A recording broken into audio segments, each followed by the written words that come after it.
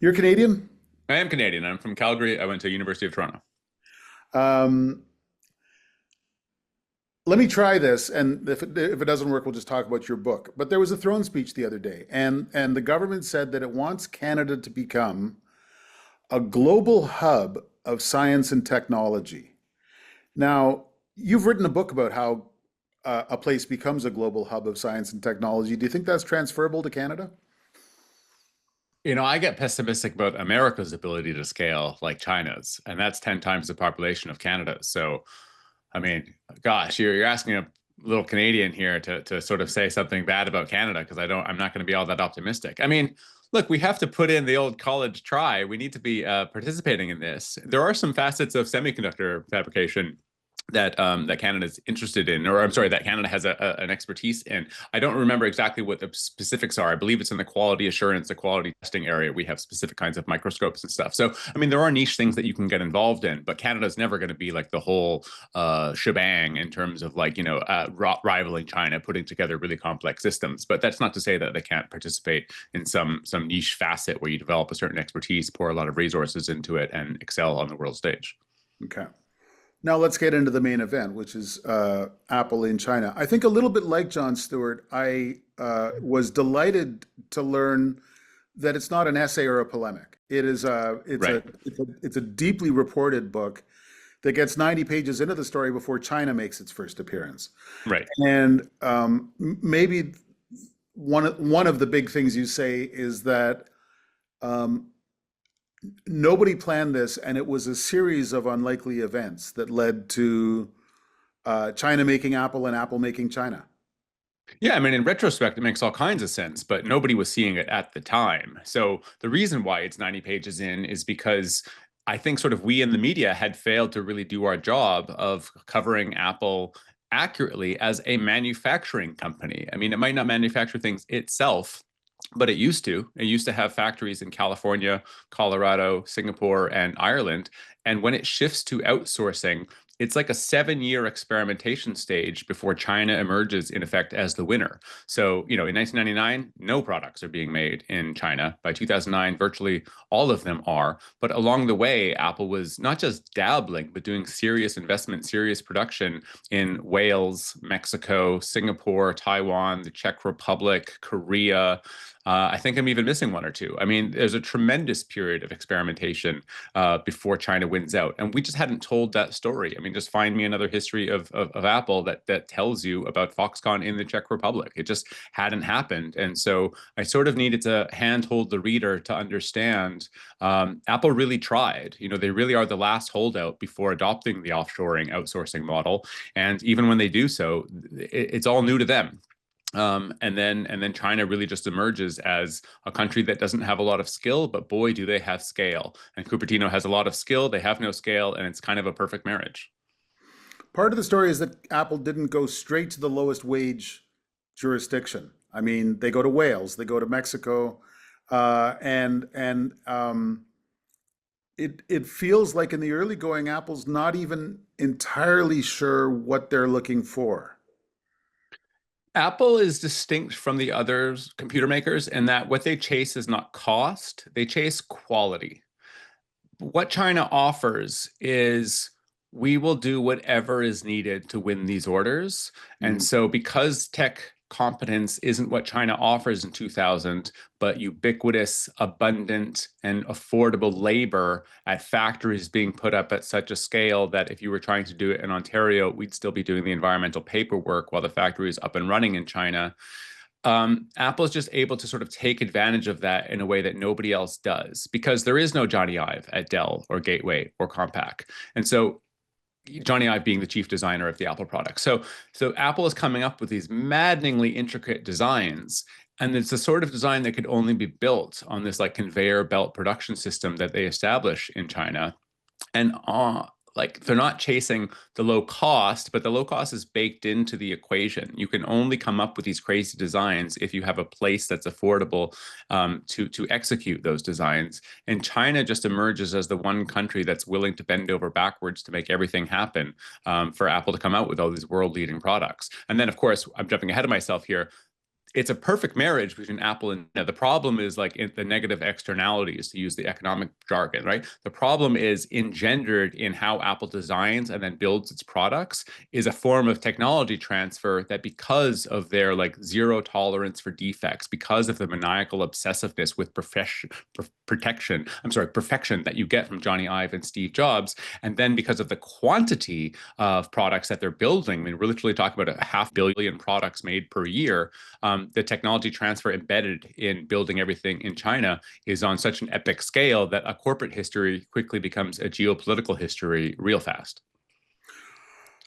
One of the things that struck me is that all of this is an artifact of Steve Jobs' second tenure as CEO of Apple. In the first tenure, he's Steve Jobs. He's a control freak and he wants total end-to-end control over every aspect of design and production. And what happens is he gets swarmed and beat by IBM and Microsoft. And he comes back to the gig a little chastened and a little more willing to take advice. Is that fair? Absolutely. I mean, he comes back to the company being offered the role of CEO in the summer of 1997 after his 12-year exile, and he won't take it. He has been so harmed in terms of his reputation, in terms of his own ego, of Apple kicking him out essentially in 1985, that he doesn't want to come back to Apple and be the person responsible for letting the company die. And he doesn't see a way out. He sort of looks at the roadmap, and this is supplemented by a bunch of internal meeting notes that I got that I haven't been quoted before, where he sees their 5-year roadmap, but he doesn't see the 12-month roadmap. In other words, if we can get past the next year, I believe we can make it to 5 years. I don't know how we get through the first year. That's what Steve Jobs essentially tells his team. And then he meets Johnny Ive, and they immediately hit it off, right? I mean, the meeting is hilarious, right? Because I call it, in a sort of joking way, the first time they had a meeting of the minds moment, because Jobs intended to fire Johnny Ive and Johnny Ive intended to quit. Both of them are expecting this meeting to go poorly. And instead, Johnny Ive and the team absolutely wow him with this demonstration of these translucent plastics, and the idea of the iMac is born. For the first time, ID and the 20 or so people in that studio are completely empowered to take on like a godlike control of what the product will look like, feel like, what it'll be composed of, what it'll be comprised of.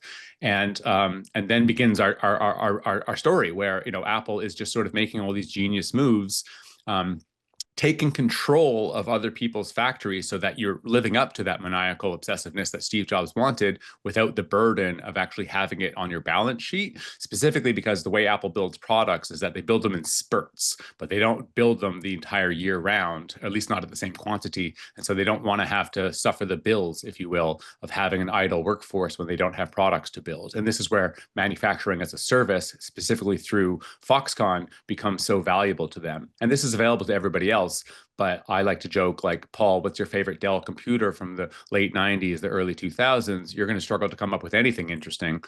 Whereas Apple has all kinds of amazing products. And so their sort of marriage of these intricate designs and the world-beating labor rates and ubiquitous labor available in China really formed to build Apple into what it is. And the geopolitical twist is that I argue China wouldn't be what it is without Apple making these decisions as well. The story is constantly kind of booted along by a new product that increases the sales potential for Apple. Famously, the early story of the Macintosh was that it was fantastic and nobody wanted it or nobody could afford it. And then with the iMac, and then the iPod, and then the fucking tablets, what are they called? iPad. The scale of production becomes so huge, and the game at the margin becomes so crucial that only China can do this. And then the thing that strikes me is that at the beginning, in every case, China can't do it. China has to learn, and Apple has to teach it, and that's when it becomes almost a tragic story. Yeah, and people think, people, if they're just going by sound bites that are floating around on social media, they think I'm putting a knock against China by saying China didn't have the tech competence. Nobody had the tech competence. That's the key thing. Think like the best product to just make this point is called the iMac G4. You'll remember it looks like a sunflower. It looks like a Pixar lamp, right? It floats in front of you, this flat screen monitor, and then it has this like chrome metal. It's actually aerospace grade metal connecting it to this mount. No computer in the maker in the world, I don't care where you are, had any idea how to build that thing because it was just the figure of Johnny Ive's imagination. So they had to work in like 6 or 7 different countries around Southeast Asia, but going all the way up to Japan, to work with like bicycle makers who did have a sense of how to do metal tubing with aerospace grade metal, but they had to work with Singapore Airlines to find like a blade fabrication facility. They worked with a VCR factory in a palm plantation in Malaysia. I mean, they were just finding skill sets all across 6 different countries in order to build this thing. Um, and it's basically a fiasco. I mean, the computer doesn't sell all that well, but it's partly because it's so expensive. So, the initial price I think was $13.99, and that was a 45% premium on the previous iMac, right? So that's a huge jump. But that computer wasn't even available. You had to buy the high-end one because they were really struggling. So they're trying to make margin on it. And then even there, because of part shortages, they had to increase prices on all 3 models by $100. The reason I tell this story is that the saying in journalism is you show, you don't tell. I can't just say to the reader, it's really complex to make Apple products. I need to give you this like 6 country narrative of them flying across the ocean to show Steve Jobs the latest prototype. So you get an understanding of like nothing was good enough for this guy. And you had to work in all these countries, crossing borders, where if you needed a meeting to look at something together, I mean, someone had to fly from Japan to Singapore to be in that meeting. It was taking days just to schedule something as basic as that. Once you consolidate everything into China, the person you need is 10 minutes away. I mean, China offers something called next door manufacturing, where so you sort of think of like a spoke and hub model, where Foxconn, the final assembly partner with maybe 400,000 people inside at peak season, is at the center, but all around it, dotting the factory, is metal tooling, CNC machining, plastic injection molding, metal stamping. I mean, just everything that you need. And so some of this stuff is 24/7. So if at 2 in the morning you need an army of people to go look at something under some sophisticated X-ray machine, so be it. That's fine. If you need 1,000 screws of something, they'll arrive the next morning. I mean, China just absolutely excels. They have this Nietzschean will to power. And it's all centered on manufacturing. So the epigraph of the book is from a 2015 document under Xi Jinping, and it says, without manufacturing, there is no country and there is no nation. That is just not the mantra of Taiwan or Singapore, certainly not of India, certainly not of America. Um, at what point does China? There's almost a judgment day when the machine becomes self-aware. At what point does China realize it's a character in this story? Because Foxconn was a Right. Taiwanese business. Yeah, There was a is. relative. At some point, China realizes it's got a great big hammer it can use against Apple if it needs to. So the dramatic incident and the story begins, the prologue in mid 2013 or early 2013 is that Xi Jinping comes into power.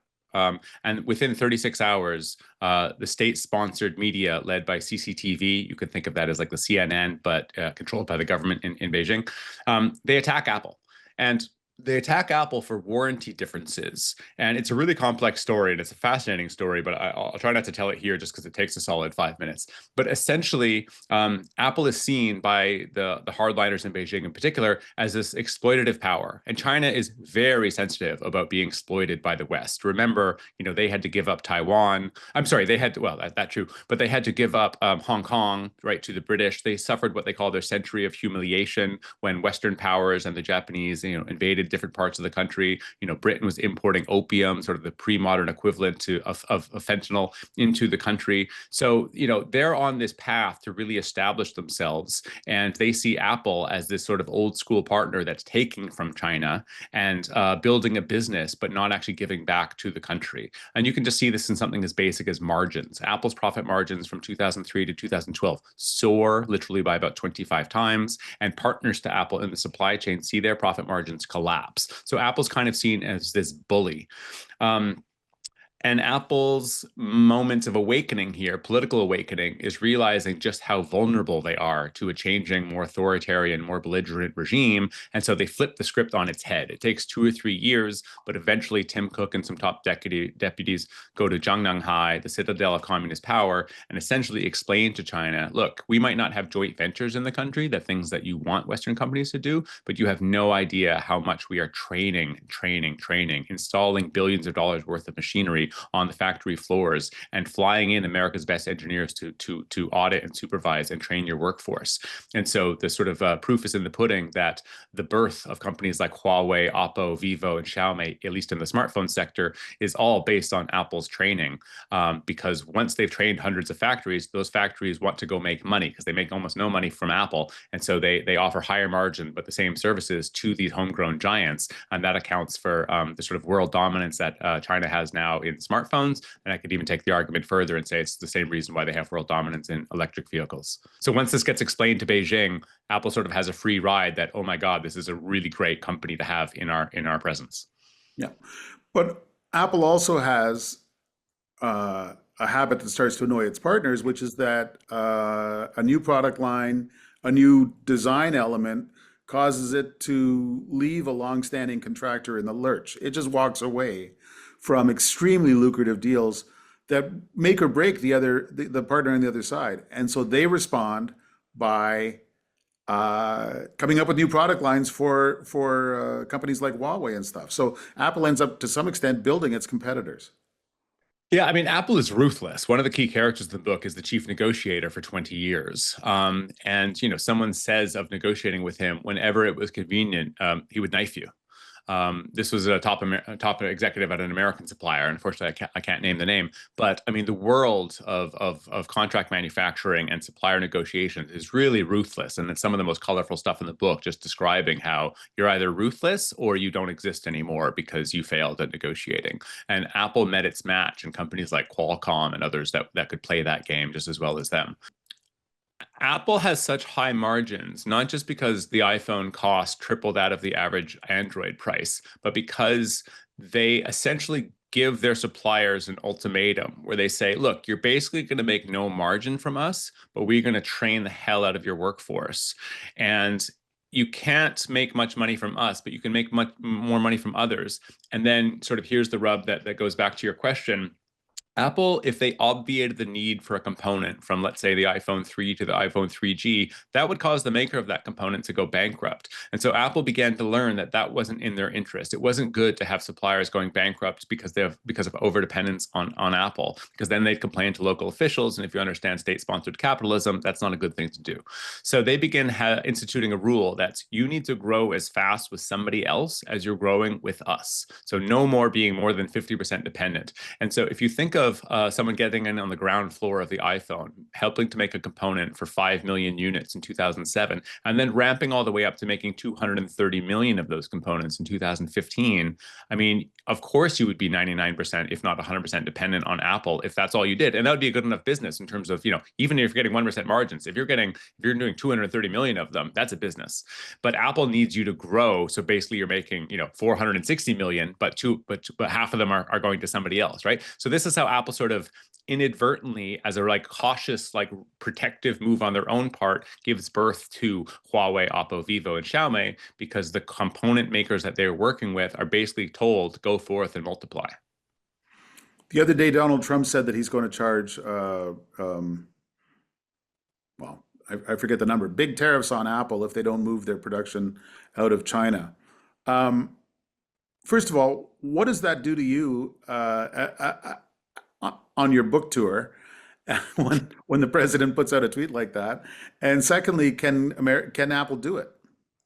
Yeah, I mean, I call President Trump my chief publicist. We were negotiating with various publications in the UK because I was in London the day of that tweet, and all of a sudden all our calls were being returned, and I'm on BBC Newsnight that night. I mean, it just makes it at the top of the agenda, but it really should be. I mean, it's my history is a corporate history, and yet it becomes geopolitical. But it becomes that because the iPhone is so ubiquitous, it's so successful, and the stunning stat that I sort of left out of the last narrative is that the iPhone has never accounted for more than 20% of global market share, and yet it routinely accounts for 80 to 85% of industry profits. I mean, no other product in any other industry comes anywhere close to that. You know, Ferrari does a tiny percentage of the volume in cars, and it is not taking away, you know, 25, let alone 80% of the profits. I mean, there's just nothing else like it.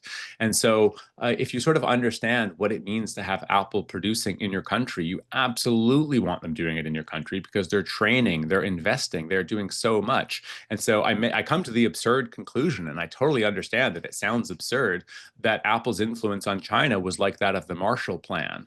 And I mean, I can even go further. Like, not only do the dollars check out that they were investing more than the US invested in Western Europe, but that was in 16 countries. The Cook Plan, if you like, is in one country. The Marshall Plan included, you know, half of the first year of spending was just on food aid. The Cook Plan is only about advanced electronics, right? I mean, the Marshall Plan is bureaucrats, it's governments. Apple is the most ruthlessly capital allocation efficient company on the planet. I mean, so it's nuts what sort of influence Apple has on the Chinese industrial sector, and nobody knows this more than China. I mean, the founder of Huawei has called Apple the teacher, and Beijing will make explicit moves not to allow Chinese with experiential know-how to go to India, and they'll stop the Chinese-made machinery from being set up on Indian production lines, and it's because they want technology transfer to be a one-way gate. The information comes in, it does not go out.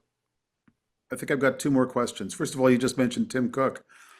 Uh, I follow Apple distractedly. I know him as the guy who came after Steve Jobs, who wasn't as fun.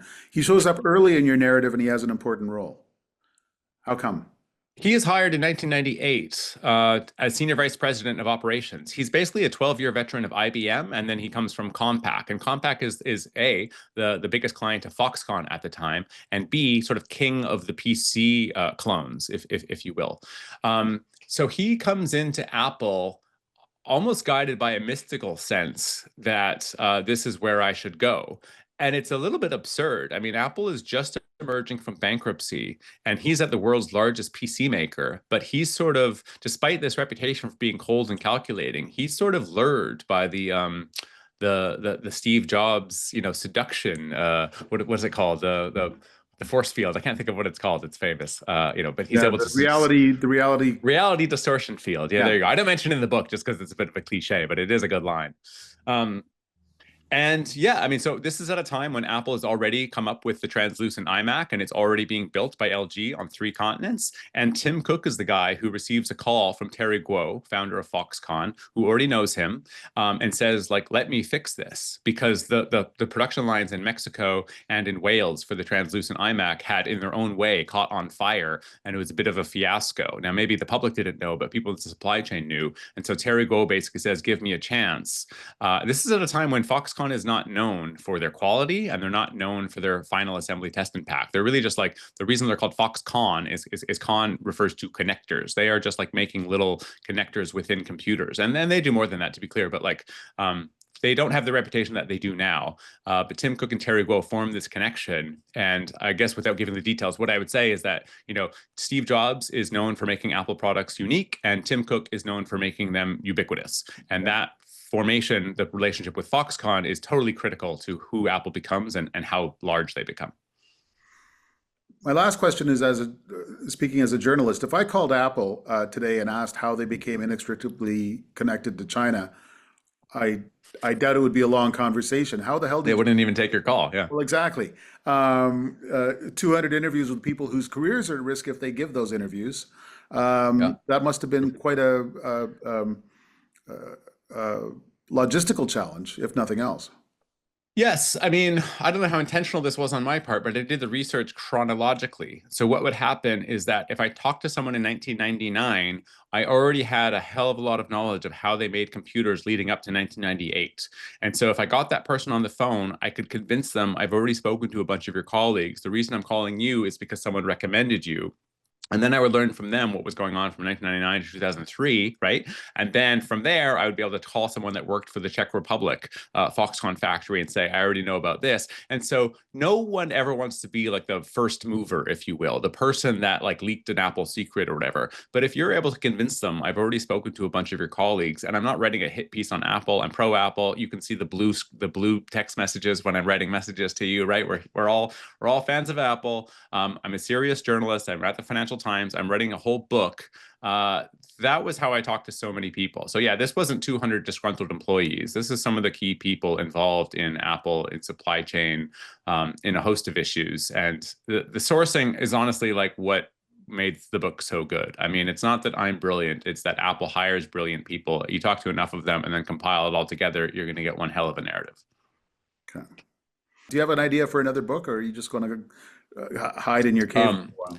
So I'm a marathoner. I'm drawing an analogy here. And when you finish a marathon, for several days, you think, why the hell would I do that to myself? Like ever again. And then 48 hours go by and you're looking up other marathons to run. And I'm still in the why the hell would I ever do this to myself, to my marriage, quite frankly. So I'm still in that stage, sort of knowing that that will probably change. But the story itself is too live to sort of give up and go on to something else. I mean, if I'm doing nothing else but trying to put together a 50th anniversary edition because Apple turns 50 next April, a paperback edition that maybe comes after, I would be content just to be doing that and trying to give speeches and fireside chats about the book. So maybe I get excited about something else, but I don't want it to be as cliche as Apple in India or Tesla in China or something like that. So hopefully it's something entirely different, but I'm not ready to sort of say goodbye to this story. Maybe one more question. Trump doesn't get what it would take to bring Apple back, or whether it's possible or anything like. Is there anyone in public policy circles, in governance, in a senator, who is alive to the kinds of challenges that are in your book and thinks in that policy space? There are certainly people that are alive to the threat of China. So, I mean, that, of course, is the case. Is there anyone sort of in the Senate that really understands supply chains? I mean, I don't want to sort of willy-nilly just say no. Not that I'm aware of. But I don't want to claim I couldn't name, all 100 senators. So I don't want to claim that I know what their expertise is. But what I would say is that we don't have the sorts of supply chains, largely speaking, that China has. And so therefore, we don't have people that are in and out of the factories all the time. Like it's not an expertise that we write about. There's no great supply chain stories in a sense that I was able to draw on for the book because other than maybe during COVID, we're writing about them in a pretty superficial sense. So, like, it's not the fault of the senators, I guess, is what I'm trying to say. We've covered Apple the last 25 years as a product company where we don't care where the product came from. We just judge it by its features. And like an Apple scoop is trying to figure out what features of the next iPhone. And if I figured out right now that the next iPhone had 5 cameras on the back instead of 3, like that would go insanely viral. I don't give a shit if the next iPhone has 5 cameras. I don't think that's how we should be spending our time at all. And yet that would go to the leaderboard of techmeme.com immediately. Yeah. I think we're totally getting the Apple story just batshit backwards all the time, every year. Like it sounds arrogant, so I have to spell it out. I'm not trying to write like the best Apple history of the 21st century. I'm trying to write the first one. And that's bizarre, but the titles that are going through your head as I say that are biographies, right? You're thinking Walter Isaacson's Steve Jobs biography. Maybe you're familiar with Leander Candy's biography of Steve Jobs. I'm sorry, of Johnny Ive. He actually does have one of Steve Jobs, or of Tim Cook. But there is not a history, let's say, in 2012 that tells how Apple became the first $500 billion company based on the success of the iPhone and a host of other things. Like the early chapters of the book of how the iMac gets made, that has never been written before. I don't really know why. I have some theories, but there's no history that tells the story of Apple becoming worth 1 trillion or 2 trillion or 3 trillion. So even if you take away my China element, even if you take away my manufacturing element, we have not actually written a solid history of Apple. The last Apple book is a good book. It's called After Steve by New York Times reporter Trip Mickle. It is a dual biography of Tim Cook and Johnny Ive. So that's really bizarre. And I guess, my favorite saying in journalism, and I'm sure you'll appreciate and be familiar with it, is we cover all of the plane crashes and none of the landings. And unless you have that China angle of Apple's put itself in a geopolitical trap here, Apple is nothing but a big plane landing. And so maybe that's why we haven't written the story, because where's the tension? So you're Tom Stoppard at some point in Hamlet, someone comes in and says Rosencrantz and Guildenstern are dead, and he's the Right. guy who said, "Wait a minute, that's a story." Yeah, I guess so, except that his is a farce and mine's a tragedy. Okay, very good. I'll let you go. Thanks for that. I love that play. I saw that when I was probably 18 years old and just laughed my ass off the whole time. I've actually never seen his play. Now I will. All right, thanks for this. Cheers. Appreciate it, Talk to you Paul. soon.